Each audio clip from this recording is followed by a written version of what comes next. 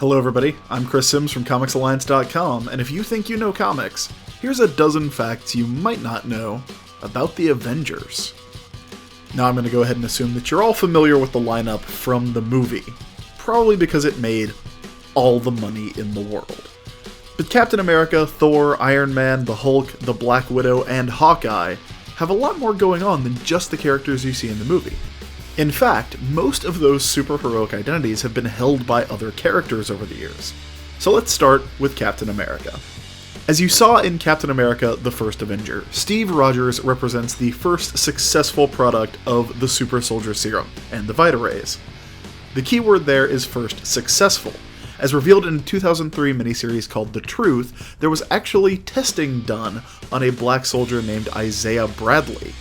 Bradley would go on to serve in World War II, but unfortunately, the untested and unrefined Super Soldier Serum would leave his body and brain damaged.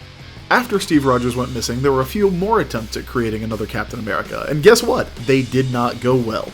Probably the worst was William Burnside.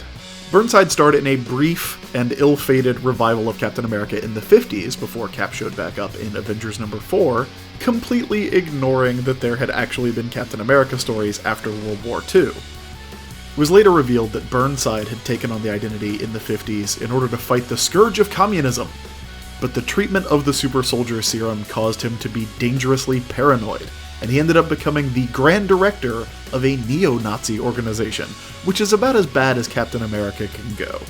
There were, of course, more successful versions of Captain America, including Bucky Barnes, who returned after the Winter Soldier storyline, and the current Captain America, Sam Wilson, Cap's old partner the Falcon. But probably one of the weirdest was the time the Punisher claimed to be Captain America after Steve Rogers was shot and killed at the end of Civil War. Specifically, Frank Castle took on the identity to battle a bunch of racists down in Mexico, saying, "I'm going to drive to Mexico and shoot that guy in the face." Which is pretty much exactly what happened, though not exactly how Cap probably would have done it. There are a few more Captain Americas to talk about, but let's talk about Iron Man instead. It's pretty well known that the Iron Man identity was taken over briefly by James Rhodey Rhodes, better known as War Machine, but the strangest shift in Iron Man's identity has to be the time he was replaced by his own teenage self from an alternate dimension. It happened in a story called The Crossing, and Teen Tony, as he was known, didn't really go over that well with the fans. I would even go so far as to call it disastrous, to the point where it ended when all the Avengers died fighting Onslaught and were reborn as the creations of Jim Lee and Rob Liefeld during the Heroes Reborn era.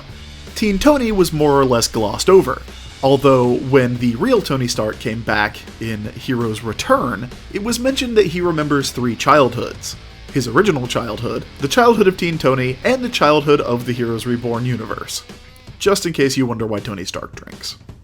I'd say alternate dimension teenage selves taking over superheroic identities is probably the weirdest thing you can get in comics, but then I remember that there was the time Thor was a space horse. That's right, we're talking about Beta Ray Bill. Bill shows up in the first issue of Walter Simonson's run on Thor and is amazing. Particularly because he is an alien cyborg tasked with protecting his race from fire demons in space, who proves to be worthy of the power of Thor when he picks up Mjolnir, and is transformed into a sci-fi version of the Norse god.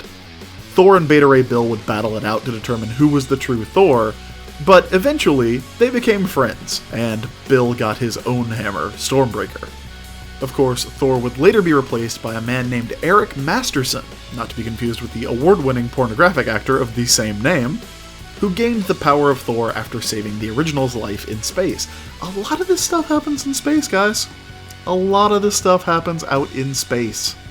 Masterson would act as Thor for a relatively short but illustrious career, including fighting Thanos in the Infinity Gauntlet story, before taking on a new identity when the original Thor returned as Thunderstrike, whose comic gave us one of my favorite covers ever. As for the Hulk, he's had more identities than we can talk about in the span of this video, including the Maestro, a far-future despot who has destroyed all the other superheroes of his world, and Mr. Fix-It, the gray-skinned Hulk who was a member of the Fantastic Four. Then of course there's Hawkeye, who was replaced by a teenage girl, also named Hawkeye, and now they're just both named Hawkeye. Really, that seems like a pretty good solution. That's it for this episode of You Think You Know Comics. Make sure to subscribe, like Comics Alliance on Facebook, follow Comics Alliance on Twitter, and get the latest comic news on comicsalliance.com.